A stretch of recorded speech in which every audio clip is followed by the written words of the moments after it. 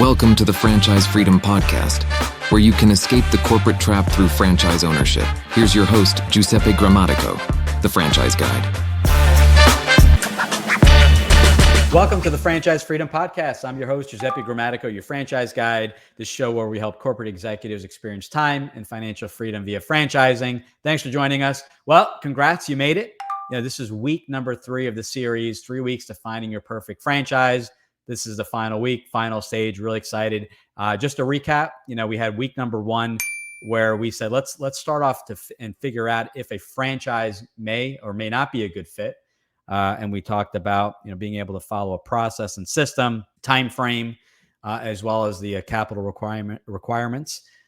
Week number 2, we talked about, the consultation. What does the ideal business look like? Not just settling and saying, all right, well, this franchise offers X and I'm looking for Y.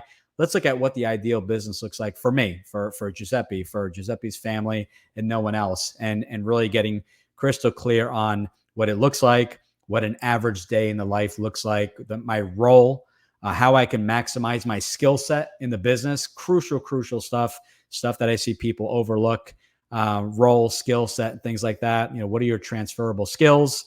If you come from the fitness space, can you run a restoration business? Absolutely. Very similar roles, having you get out there and network and things like that. So, we spent a lot of time there. So now what do we have?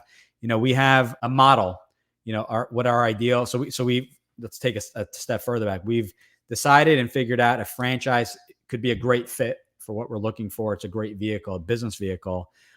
We've put together what our ideal business looks like, and we summarize that in a model. And if we're not working together, you're putting together, all these characteristics and what that specifically looks like.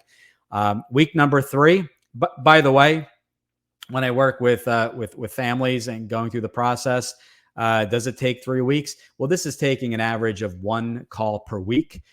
Sometimes this is done in 2 weeks. Sometimes it's done in a week and a half. So timeframes will vary depending on your availability as well as my availability. But this is just to keep it simple. Didn't want to overwhelm, but could the process be done sooner? A little bit quicker? Absolutely. Let's figure out your timeframes and availability. So in the 3rd week, this is where we're introducing people to brands. And what I do is I usually will show 3 franchise brands. So of the brands we choose, so I'm part of the organization FranChoice. We have full-time staff that will pre-screen companies. They'll look at, review the franchise agreement. They'll look at the legal section, want to make sure there's not just, pages and pages of lawsuits. They'll speak with franchisees. They'll interview the franchisor.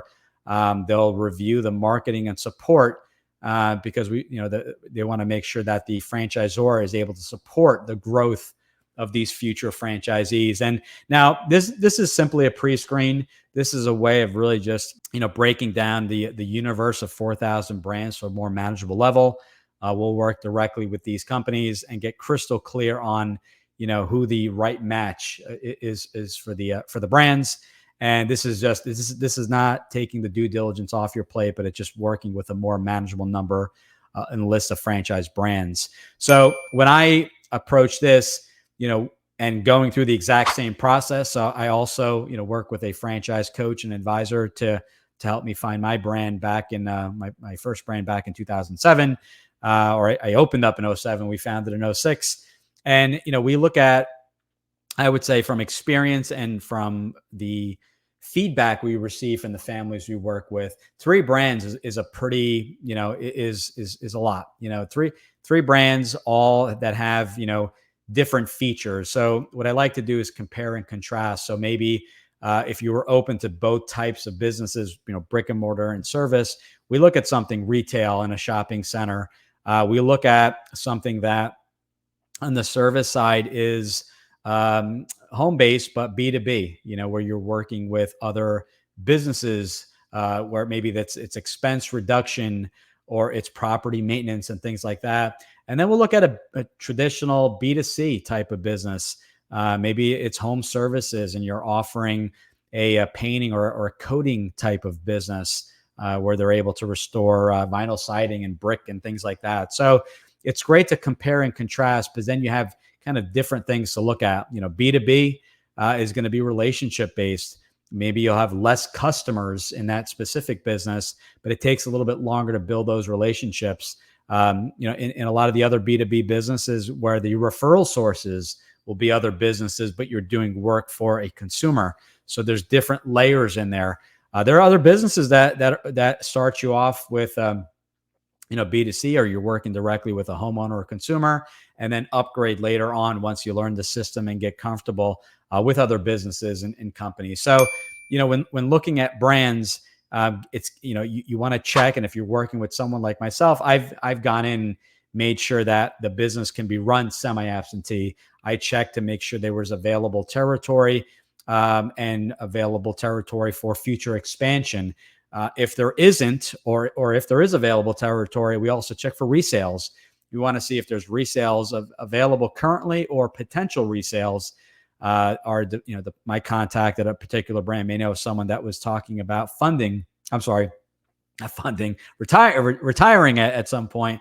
So I may have the inside scoop there. It's someone that may be retiring at some point and maybe listing their business for sale in the next 6 months or so. So we want to make sure that the skill sets are in line, that the investment is within the range that you're going to be comfortable with, and checks off all the boxes. So we put this all together with that model, and we base all recommendation on the model. And the beauty of what we do is sometimes the model changes a little bit. Sometimes we say, I was open to retail and brick and mortar, as well as something home based, but just not comfortable waiting that long to get up and running. I want to pay that franchise fee, go to training, and really get up and running as soon as possible, especially if I'm leaving my job to run this full time, or I'm looking at cash on cash return, and I want to start being able to sell and generate revenue sooner than later. So sometimes we rule out. So we rule out brick and mortar retail, and we rule out one of the brands because it just doesn't fit that new revised model. That's okay. You start to, especially if you never own the business, things start to change a little bit. You may have been open to B2B and B2C, and you may realize B2C is something you're more comfortable in, and that's okay. We modify the model slightly. We can make changes in the franchises we look at, but the big part of what we do is we want to make sure that all the boxes are checked. And that's not to say that every brand we bring to the table is going to be the perfect fit and you should move forward, but they check off those boxes. But that's just the beginning. We want to make sure that everything else kind of fits, and that's going to be based off of calls, and that's going to be calls with the franchisor. So what we supply everyone is a franchise investigation procedures that kind of outlines this, and anyone I work with gets a copy, and it talks about the 3 stages. And the first stage is talking with the franchisor. I've already given them a lot of feedback. We've given them your model and some insight, backgrounds and things like that. So you want to talk to them, get very clear, and this could be anywhere 2, 3, 4 phone calls, getting clear on the territory availability, helping put together a pro forma, talking about kind of what the average day in a life looks like. So all great stuff, answering questions and concerns and things like that. And then the second stage is going to be, great, I have all this great information. Let me speak with the franchisees, either live group calls or one-on-one or pre-recorded calls, get to listen on feedback on people that are running it full-time, the business. Maybe they're running it part-time via semi-absentee ownership. We talked about, the different types of ownership, and, get some feedback. People that have been, doing it for less than a year, people that have been doing it for several years, and, some people that are, just been, maybe with the franchise for a decade, and they can give you the feedback, as to the support from the franchisor. You want to look for positive feedback, negative feedback, and everything in between. You want to get, crystal clear on the culture of the franchise, and the training and the support. And sometimes support needs to be revised. And support, we just saw a franchisor where, the franchisees were asking for more support, and they literally double the length of their training to really kind of make sure they covered all the areas that, and checked off all the boxes that the franchise owners were requesting. So it's a great, calls to make, and talk to franchisees. If you're looking at a brick and mortar location, a restaurant, talk to that local person, get their feedback as to, the support. And hey, knowing what you know now, would you do it all over again? That's the $1 million question. And so these are all stages. So and these are done in an order, in a particular order. Learning about the franchise, then speaking with the franchisee, so you know enough about the brand, not just what they do, but specifically the investment, the return, the average franchisee, the role, everything that goes along with it. What does your team look like? You want to be, another characteristic we didn't talk about was employees. Are they W-2 employees? Are they contractors? What does that number of employees look like? So, and that would be stage 2. And then stage 3 is once you're, I would say, about 80 to 90% certain about moving forward with that particular franchise, then you go out and do a meet the team. It's called Meet the Team Day, Confirmation Day, Discovery Day. 3 terms that all mean the same thing, where you'll fly out and meet the franchisor, shake hands with the founders, CEO, support staff, other potential franchise owners. You may have some existing franchisees there, and get to really talk to the founders and talk to the captain of the ship and figure out where the ship is going. What do the next 5 to 10 years look like? What are changes and via support, and are there going to be additional revenue streams and things like that? So that's a 3-step process, just kind of in what the due diligence looks like. And, really going back to the beginning stages of due diligence, you're always looking for ways of figuring out if it's a good fit. But on the flip side, you're looking for ways that the franchise may not be a good fit, because if you're starting with 3 brands, ultimately, would love to own three brands at some point, but you really want to start off with 1.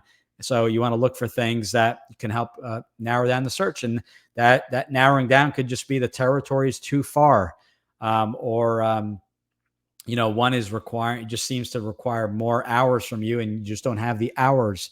One is offering a lot more on support. It may be turnkey marketing, but another brand offers marketing that has a call center attached to it that also does bookkeeping, services, which is something new that we've seen. So it just mean from a support standpoint that the franchisor are just offering a lot more, and there's a better fit. So they can all be great fits, but there's a better fit out there, and you won't know that until you do the calls. And I just talked to someone today that had an individual call with the franchise, and they said, "Well, I just can't figure it out." And I said, "Well, you can't figure it out because you don't have enough information. Get on the weekly calls, bring up the questions, bring up the concerns, because, a lot of these concerns can be addressed. And just because it's addressed doesn't mean the franchise is going to be the perfect fit, but you want to make sure these questions are answered, the concerns are addressed, so that you can figure out, if that brand is a good fit." When I work with individuals, we check in weekly because, ultimately the goal is to kind of review things. How has progress been? What's your feedback on the franchisor?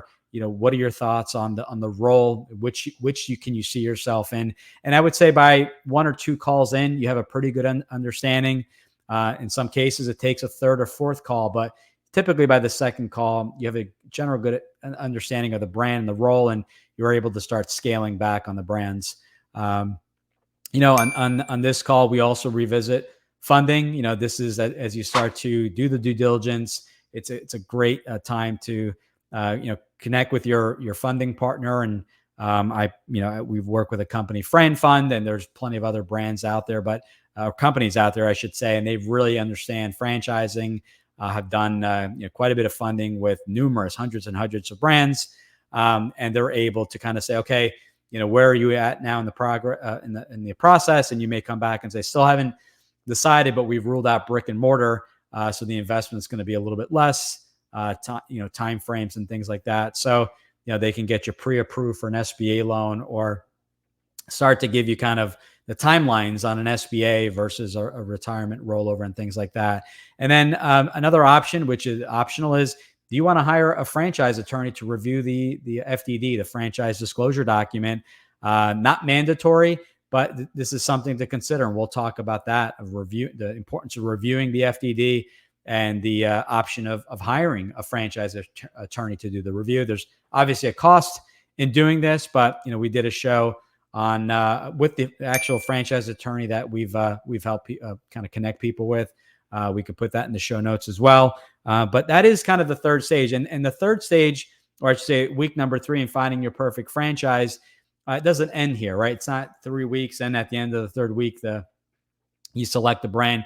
The due diligence process could take, after, speaking with the brands directly, could take, we've seen it happen in a month, 2 months. It all depends on, when you're on the calls, your availability. But typically, I would say it's between 30 and 60 days. You really understand the brand, the franchisor has really put together a presentation, and kind of figured that all out. Second stage is, how much time do you want to spend speaking with franchisees and listening to these validation calls? And then the third being, going to that confirmation discovery day. Sometimes it just doesn't work and they're monthly. So what brands have done, they've offered virtual discovery days where you did it via Zoom or virtual, virtually essentially via video. Not every brand offers that, and some brands offer that exclusively. So it's something to consider where you may not be able to make it in February, so now you have to attend the middle of March, which could obviously extend things. But this is my simple way of putting the 3 weeks together. The 3 pillars per se. And if it's franchise isn't a good fit, why look at brands? If the money isn't there, then figure out an aggressive way of being able to save and put some money aside. But you need to be honest with yourself. You need to make sure that you can follow a process. And if you can follow a process, that's exactly what a franchise is. They're going to also follow a process and getting you informed and talking to the franchisees and making the decision. And then after paying that franchise fee, it's another process. That process is going to be, this is the next thing that we require, maybe video training, followed by in-person training at the home office, followed by, finding your key employees and maybe finding an office outside the home, or it may just be a home-based office. But everything is a process, and it really simplifies things, reduces the anxiety because they've kind of laid out exactly, what this all looks like. So 3 weeks in finding your perfect franchise. I hope you enjoyed the series. We're going to work on things down the road, and after owning a franchise, things to look out for and think about and things like that. So thanks for the feedback. I appreciate the idea of putting this one together, and I open to your feedback. So if you listen to the show and you had a topic for a future show, or you want me to dive into a certain area in a little bit more detail, I spend a ton of time with the candidates and families we work with. So one-on-one, there's no cost for our services. We are paid directly from the franchise companies, like a real estate agent or executive recruiter. So you can go right to the website, ggthefranchiseguide.com. You could book a call. That's 20 minutes. That's step number 1. We figure out together, not me, just me, but together, if a franchise is a good fit, and you'll have some things to kind of think about before that call. Or you feel free to, take advantage of the podcast and listen in and things like that. But that's a good starting point. We'll walk you through the entire process, and then we'll make introductions directly to the brands. And when we make introductions with some of the brands we work with, you'll typically get an email with some additional info and a calendar link within 24 to 48 business hours. So you definitely have priority access to the brands, because they know if we've worked together and that you're a great potential qualified franchisee and candidate for that specific brand. So you definitely get priority access, since we've already put a lot of work in figuring out the brands that could be a good fit. So thanks again. I hope you enjoyed this. And till next time, looking forward to your feedback and recording our next show. Take care. Thanks for tuning in. If you want to learn how to make the transition from corporate to owning your franchise, join Giuseppe on the next episode. You can also follow on all social media platforms and achieve financial and time freedom today.